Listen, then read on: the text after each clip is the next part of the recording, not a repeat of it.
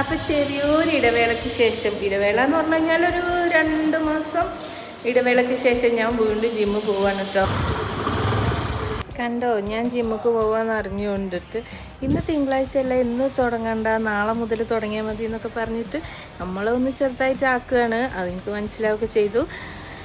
എന്നാലും ഞാൻ ഇപ്പം വരാമെന്നും പറഞ്ഞിട്ട് പോയി, ബാങ്ക് പോവാന്ന് പറഞ്ഞിട്ട്.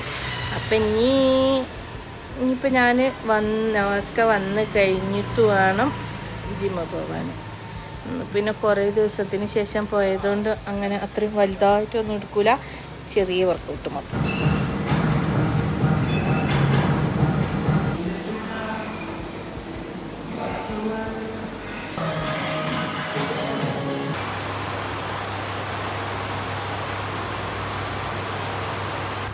ജിമ്മ് കഴിഞ്ഞ് വന്ന് നേരെ ലിഫ്റ്റ് നോക്കുമ്പോൾ അതും കംപ്ലൈൻറ്റ്.